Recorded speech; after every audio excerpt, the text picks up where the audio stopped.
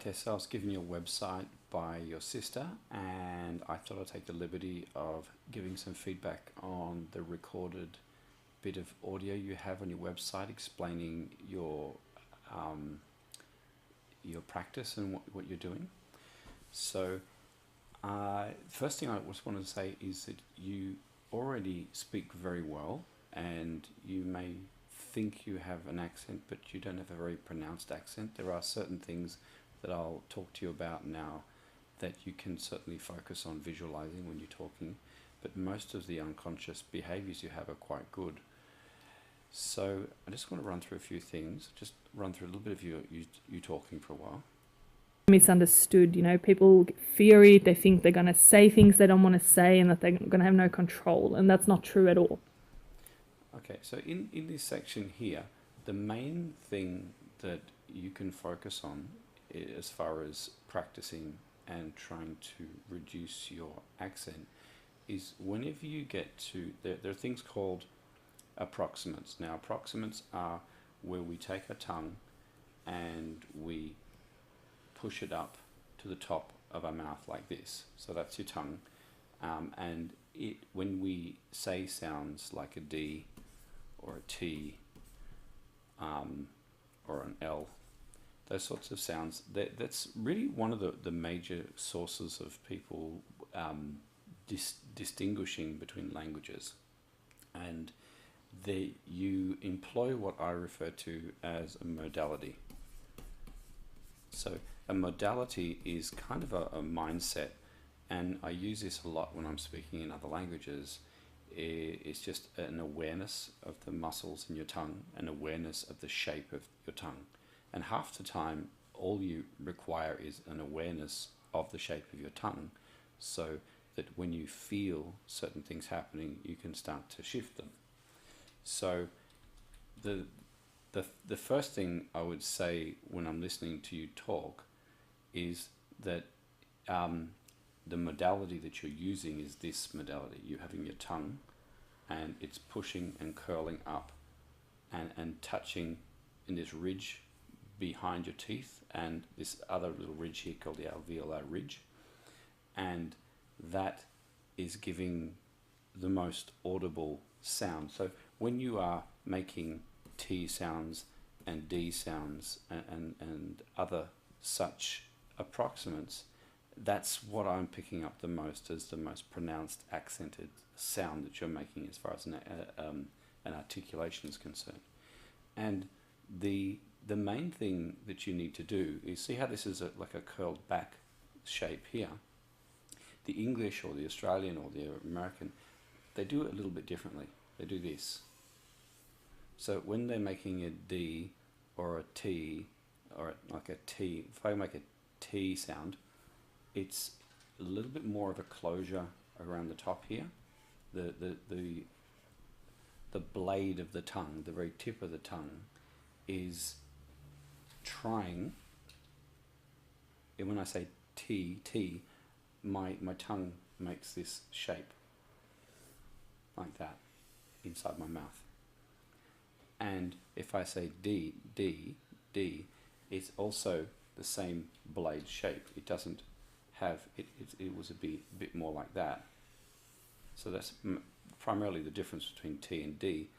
But most of the time we are getting that shape happening. So there's this curvature of the tongue where it comes up and forces it up instead of arching up and touching it. Because if I go D and D, it's a very audible difference between the two sounds. So that's the first big one, and if you can be aware of that one, and when I say modality, it just means that when you are trying to make those sounds, try to approach your mouth thinking it as a flat shape like this, like a wave, and the action of your tongue going up to this section between your teeth and the back of your gums should be a little bit more like that. So that's what I'm hearing when you're talking. I'm hearing that your tongue is forming a different shape. It's forming a rounder shape like that one. And not always, because you do make a lot of your accent is not present, and you have a lot of American pronunciations mixed in with Australian pronunciations, which is quite common when people learn English in different areas. Past lives, and also do therapy. It's all about a therapeutic approach, helping people heal emotional issues and helping people progress and understand their path and understand their relationships with others and with themselves, connecting with spirit guides, connecting. So like when you're saying connecting, that's again, it's subtle, but I would say connecting, and you say connecting, and it just feels, like I said before, there's that shape coming backwards, and it just really means that you have to try and connecting to change that shape a little bit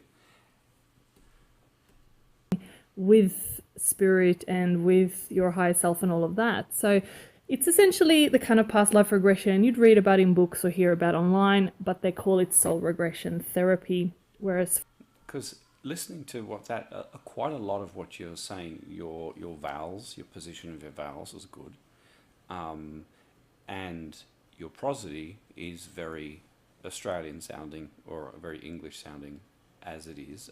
There are little things that could be changed. But whereas, for example, Dolores Cannon created the quantum healing hypnosis technique. And yeah, so they're generally, I think that the way you speak is very, very good. But if you want to focus on one thing, just and one thing at a time, try to be aware of the particular shape of your tongue at the front here. So if you can try to push it at the back, when I say I'm pushing my tongue into there. If I say drama, maybe drama has a little bit more of a rounder shape, but definitely the T sounds could be changed quite a bit by changing that shape.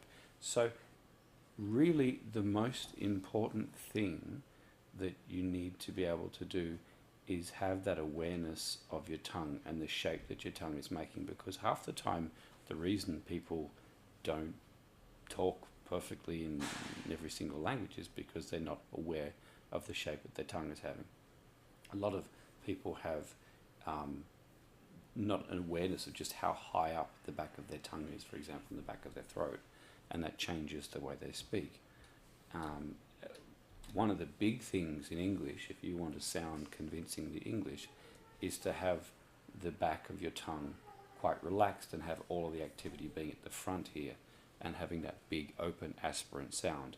A lot of European languages have the glottal sounds. I know